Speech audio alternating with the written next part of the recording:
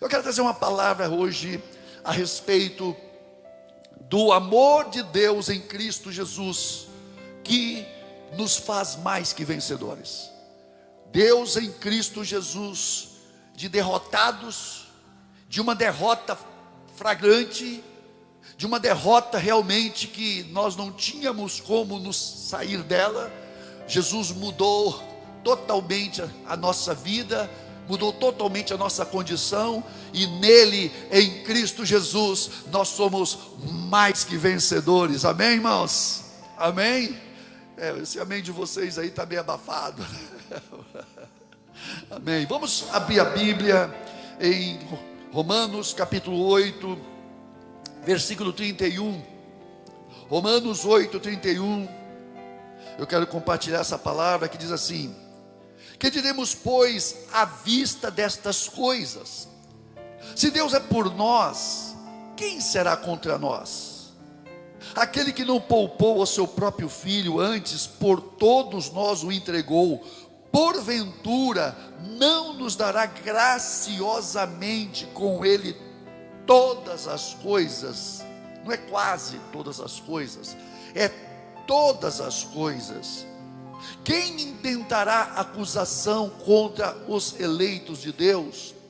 É Deus que os justifica. Quem os condenará? É Cristo quem morreu, ou antes, quem ressuscitou, o qual está à direita de Deus e também intercede por nós. Quem nos separará do amor de Cristo? Será tribulação, ou angústia, ou perseguição, ou fome, ou nudez, ou perigo, ou espada?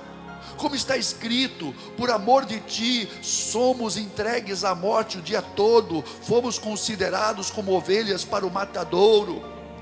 Em todas estas coisas, porém, somos mais que vencedores por meio daquele que nos amou. Vou ler de novo: em todas estas coisas, porém, somos mais que vencedores por meio daquele que nos amou. Porque estou bem certo de que nem a morte, nem a vida, nem os anjos, nem os principados, nem as coisas do presente, nem do porvir, nem os poderes, nem a altura, nem a profundidade, nem qualquer outra criatura poderá separar-nos do amor de Deus que está em Cristo Jesus, nosso Senhor. E você pode dizer amém.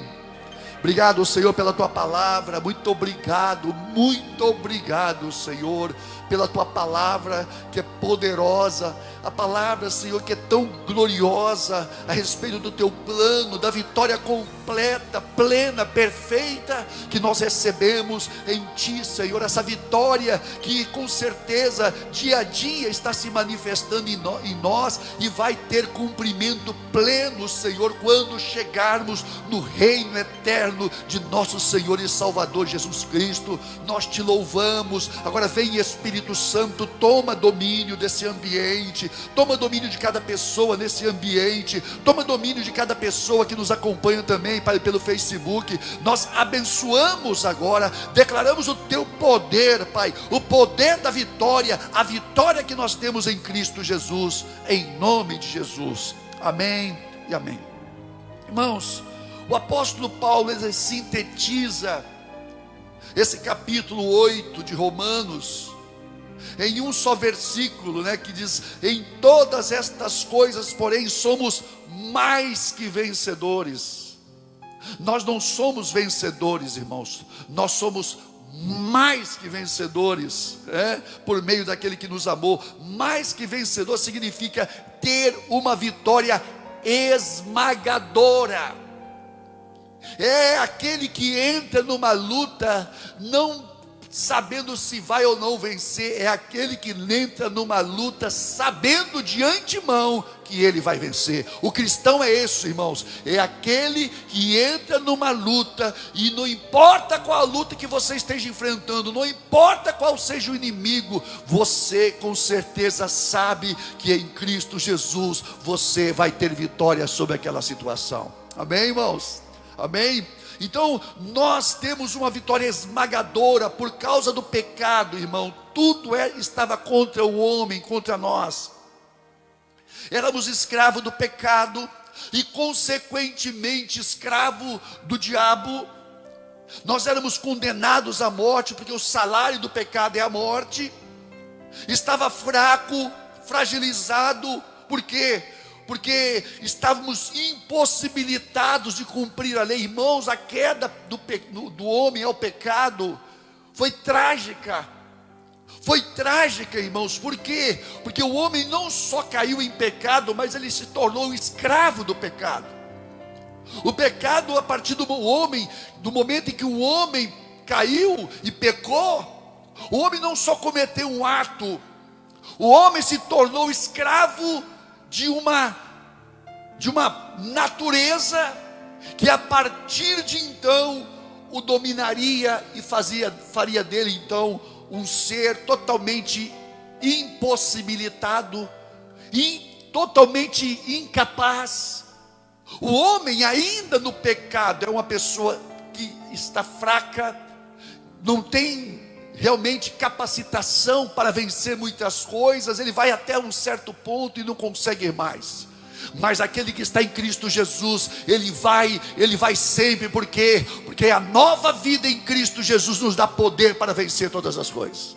Amém, irmãos? Então, dizendo do Paulo, irmãos, o homem estava vendido ao pecado. Olha só que termo que o Paulo usa a respeito do homem, que quando ele caiu, ele ficou vendido ao pecado. Significa que o pecado se tornou senhor dele. O pecado se tornou senhor dele.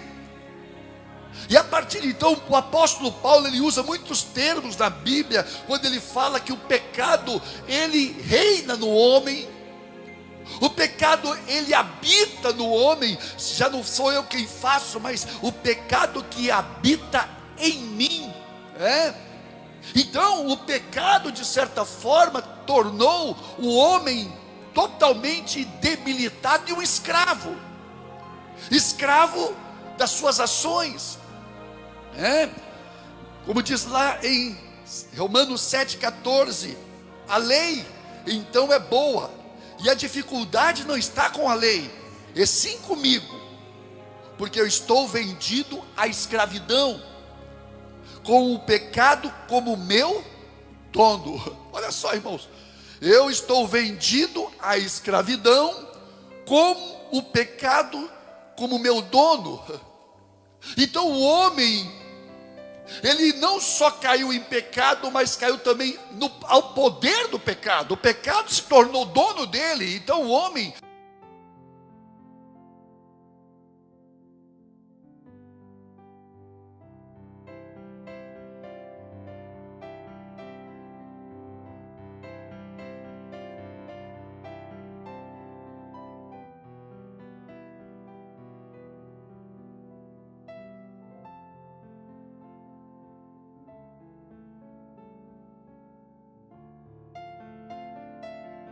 por nós vamos ver isso, irmãos, que a obra de Cristo é uma coisa tremenda, tremenda.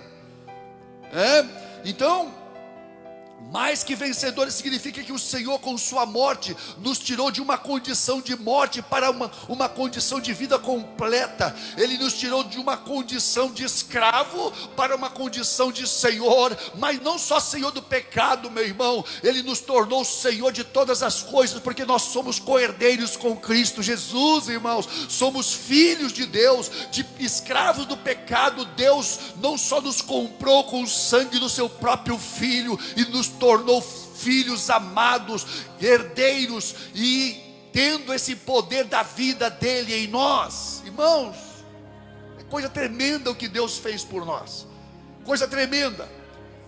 E o capítulo 8 fala a respeito disso, irmãos.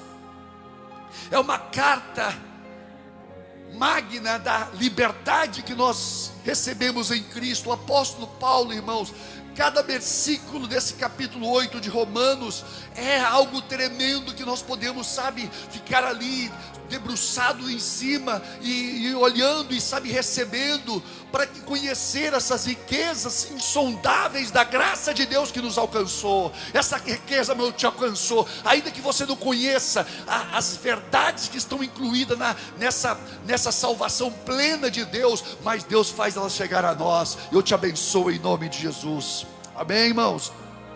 Então aqui o apóstolo Paulo fala nesse capítulo 8 de 4 liberdades que Deus concede graciosamente ao crente na vida cristã. Primeiro, nós fomos libertos da condenação. Segundo, nós fomos libertos da derrota. Terceiro, libertos do desencorajamento. Nós fomos libertos, irmão, da fraqueza. E quarto, nós fomos libertos do medo. Primeira coisa, libertação da condenação. Em Adão estávamos condenados, mas em Cristo somos justificados. Irmãos, é tremendo isso, porque o pecado entrou no mundo por um homem. O apóstolo Paulo escreve isso em Romanos 5,12, porque, portanto, assim como por um homem entrou o pecado no mundo, e o pecado, e pelo pecado a morte, assim também a morte passou a todos os homens, porquanto todos pecaram. Ora, se Adão pecou, e quando ele pecou, ele perdeu a comunhão com Deus. Por quê? Porque a vida que Deus tinha, que Adão tinha, irmãos, é a vida de Deus. Não existe vida à parte de Deus. Essa vida que nós vivemos não é vida. Como é que nós podemos chamar de vida uma vida que é sujeita à morte? Uma vida que a morte trabalha nela constantemente. Essa é uma vida externa, é a vida da alma. Mas a vida que o homem tinha quando estava com Deus não é uma vida da alma, não. Era uma vida eterna, uma vida espiritual. E é essa vida que Deus, irmãos, quer e traz ao homem depois que ele nasce de novo. Nós não só recebemos a vida eterna em longevidade, irmão, nós recebemos a vida de Deus, a própria vida de Deus, e uma vida de poder para vivermos uma vida de vitória. Amém, irmãos? Em Cristo Jesus. Então Adão, irmãos, quando Adão pecou, ele perdeu a comunhão com Deus. Isso se chama morte. Morte espiritual é a separação do homem de Deus. Perdendo essa comunhão com Deus, ele perde também tudo aquilo que ele tinha na presença de Deus. Irmãos, por que quando o homem se volta para Deus e ele realmente tem comunhão com Deus, ele começa, sabe, a crescer, ele começa realmente a receber virtudes, e ele começa então a recobrar e retomar, e começa em todas as coisas a ser mais que vencedor? Por quê? Porque Deus está com ele. Só que Adão perdeu isso. Adão perdeu essa comunhão, passou de um homem que era controlado pelo Espírito, pela palavra, porque Adão, mesmo antes de pecar, irmãos, ele tinha essa comunhão com Deus, essa capacidade de cumprir a lei. Só que o pecado o fez separado de Deus, e sendo separado de Deus, ele se tornou fraco. Ora, e essa mesma natureza ele passou para o filho dele, para neto, bisneto, e assim foi. E toda a humanidade então ficou sujeita a essa situação de separação, uma vida de fragilidade, de fraqueza espiritual. Todos pecaram destituídos, separados, estavam e ficaram da glória de Deus. Romanos 3:23, pois todos pecaram e carecem, e estão separados da glória de Deus. Isso fala do homem natural, do homem que não tem Deus, irmãos. É a condição geral do homem, destituído da glória de Deus. E o salário do pecado é a morte. Então a morte, ela veio como consequência. Mas como diz o apóstolo Paulo lá em Efésios, que nós estávamos mortos em nossos delitos e pecados, mas Deus, que é riquíssimo em misericórdia, nos deu vida juntamente com Cristo. O homem de morto espiritual sem Deus no mundo, pecador, dominado pelo pecado, escravo do pecado.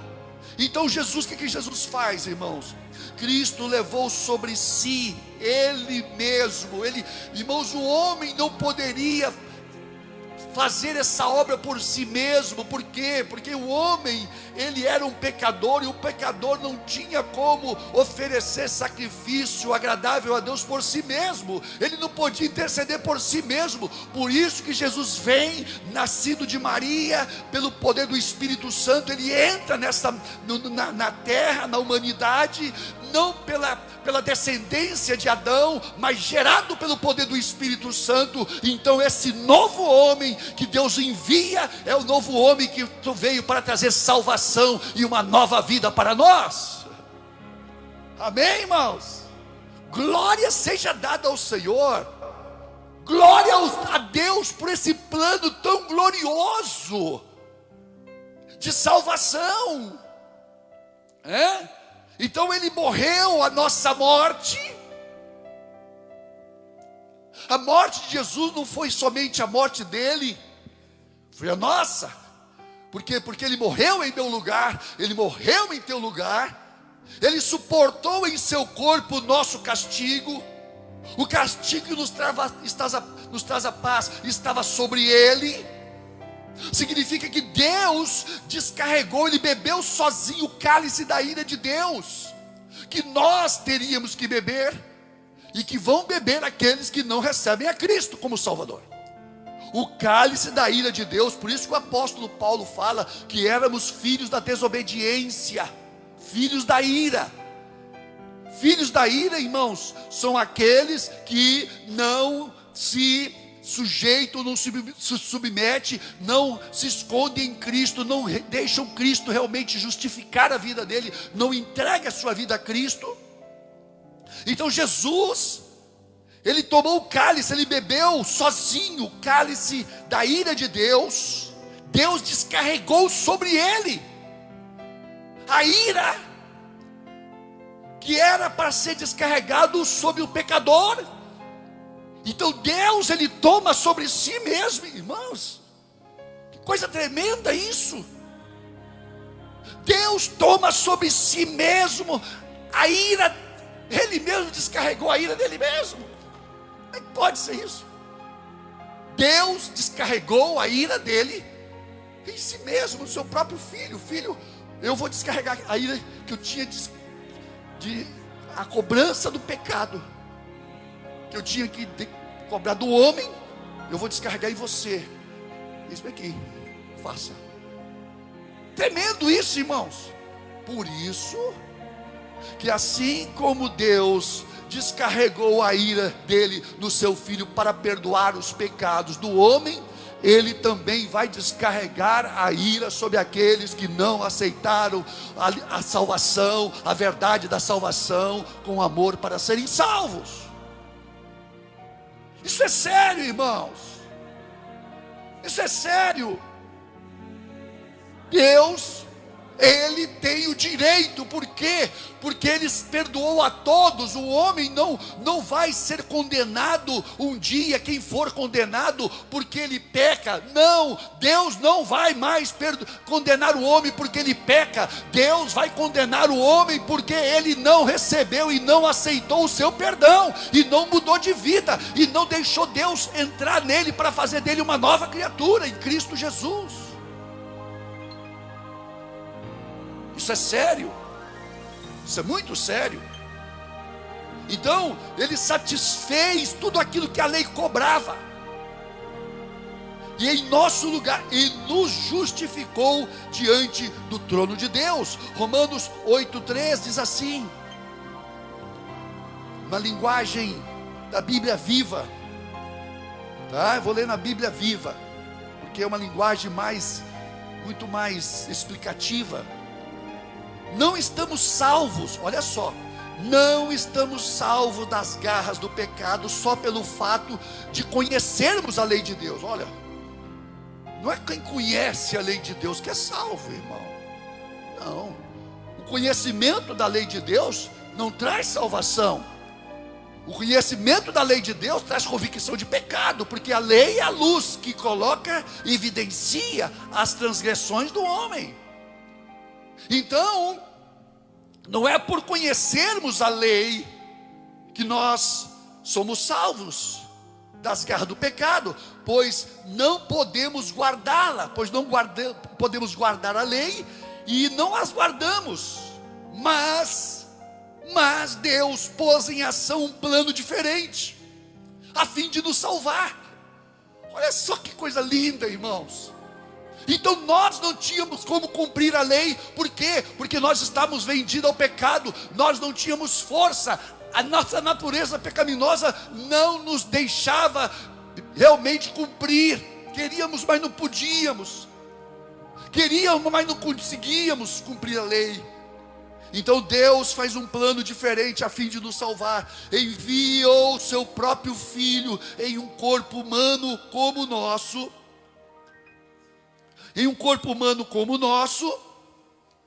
com a exceção de que o nosso é pecador, porque nós fomos gerados em pecado. Como diz o salmista no Salmo 51, em pecado me concebeu minha mãe. Significa que nós recebemos essa herança, e destruiu o controle do pecado sobre nós, dando-se a si mesmo como sacrifício por nossos pecados. Deus então, irmãos, o que Deus faz?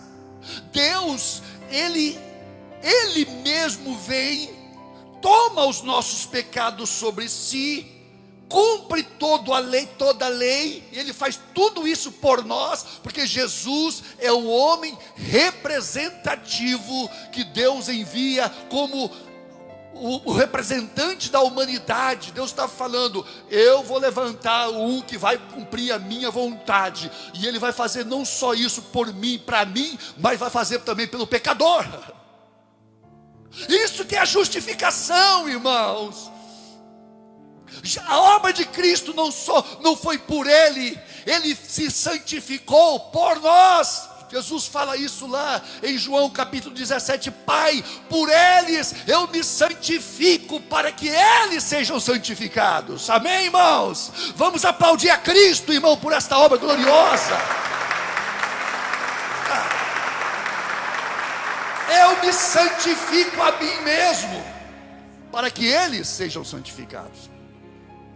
Por isso estamos livres de toda condenação. Ora, se Ele tomou sobre si a nossa condenação, se Ele pagou o preço do pecado que estava diante de Deus, então estamos livres de toda condenação. Por isso que Paulo escreve Romanos capítulo 8, versículo 1: agora, pois, nenhuma condenação há para os que estão em Cristo Jesus. Amém, irmão?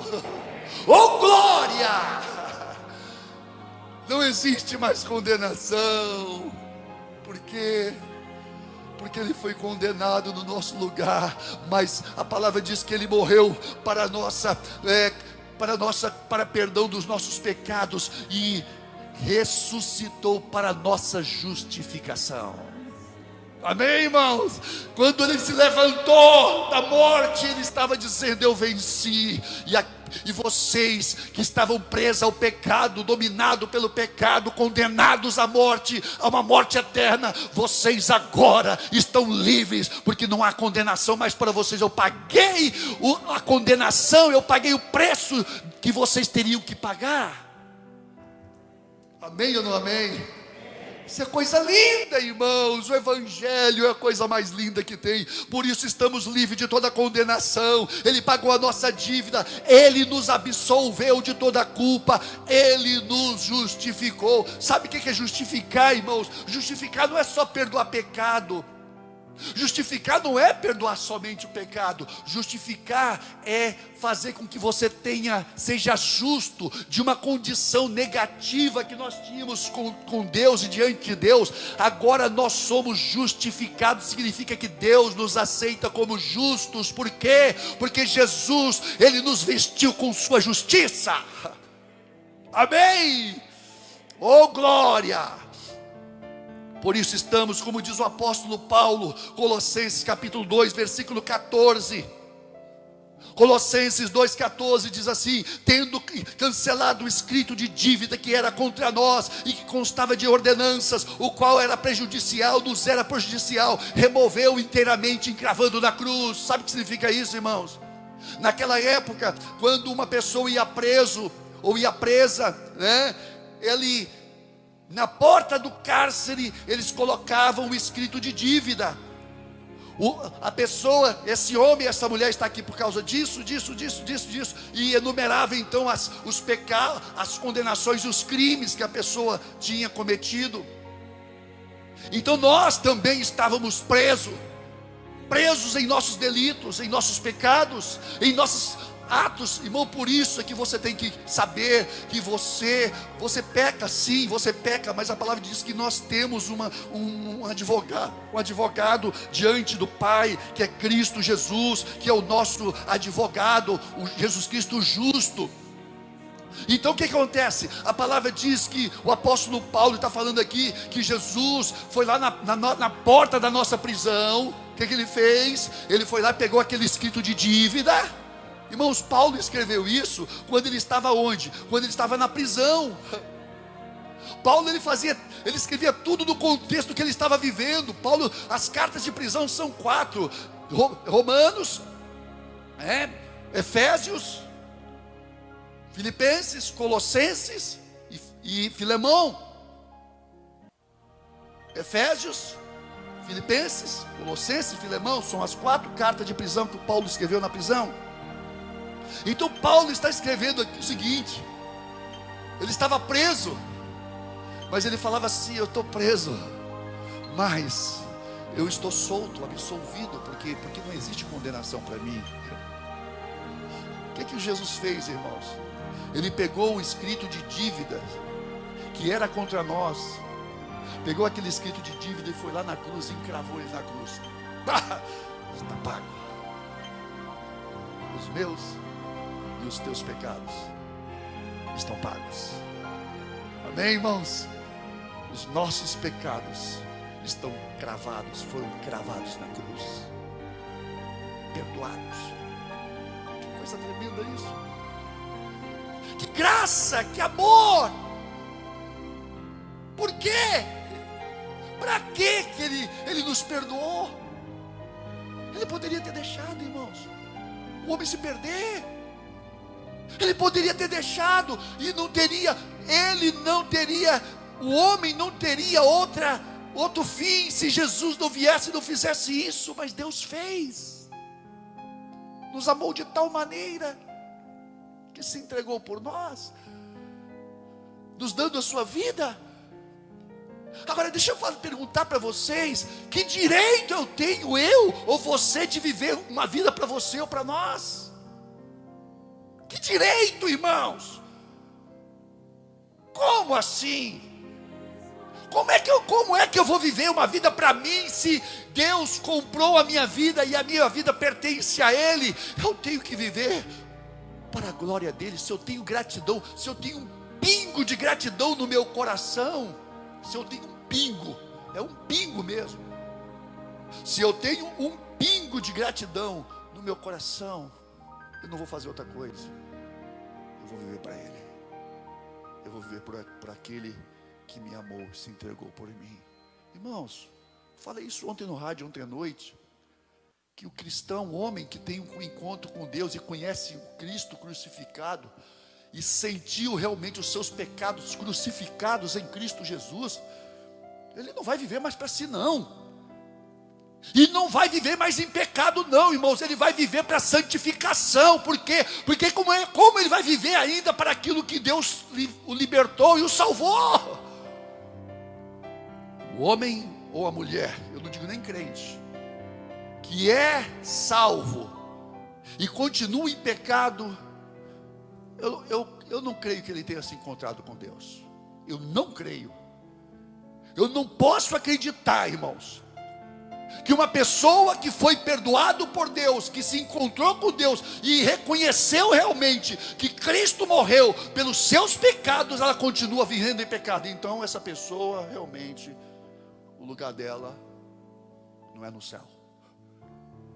Vocês sabem onde é. O homem que conhece o perdão de Deus, o homem que entendeu que o Filho de Deus foi morto em seu lugar numa cruz, ele não vai viver mais para si.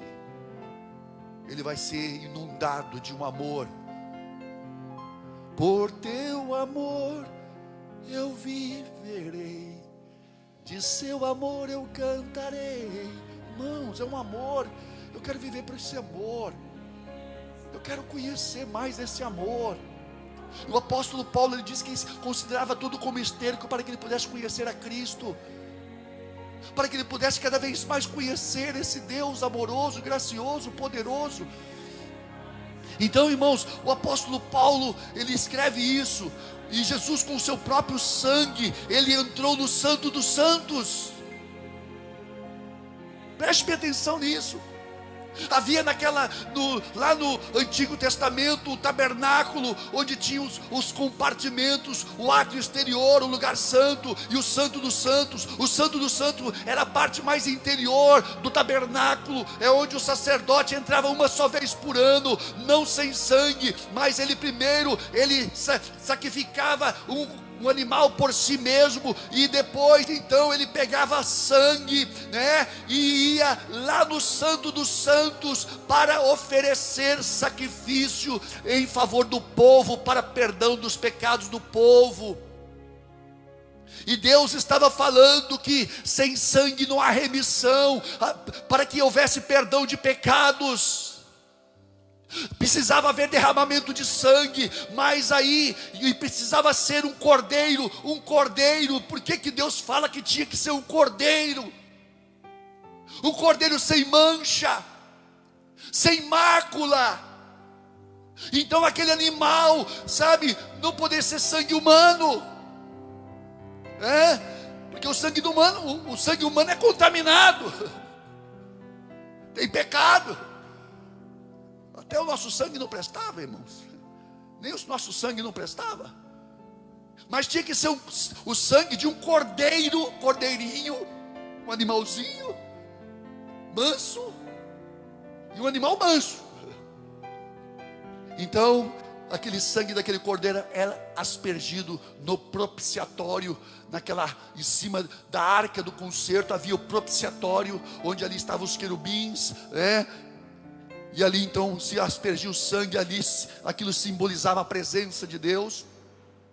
Então era assim que se manifestava. Mas Deus falava: eu estou só, eu não tenho prazer em sacrifício de animais, eu só estou preparando vocês para que vocês possam entender que o Cordeiro de Deus, ele vai vir, ele precisa vir. Por isso que quando João Batista olhou para Jesus vindo, ele disse: eis aí o Cordeiro de Deus que tira os pecados do mundo.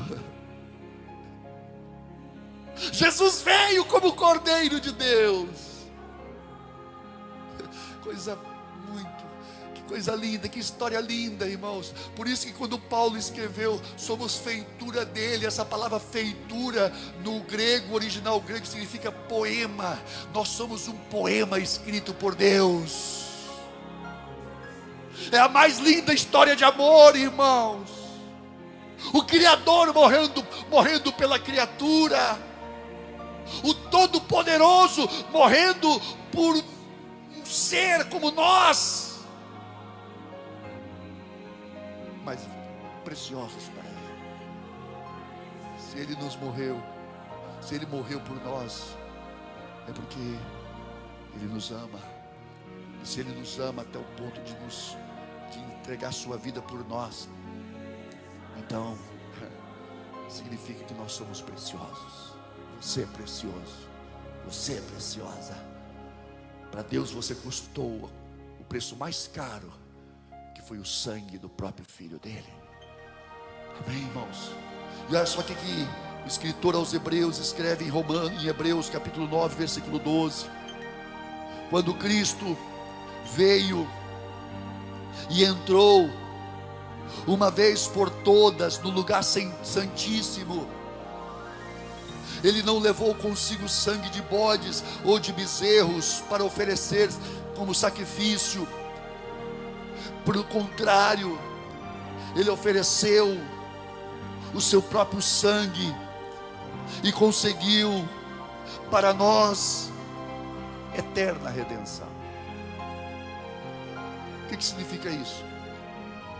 Que Jesus não entrou em tabernáculo humano feito por mãos humanas, mas Jesus, quando Ele morreu na cruz, Ele entrou no tabernáculo eterno, no lugar, no santo dos santos, no verdadeiro santo dos santos.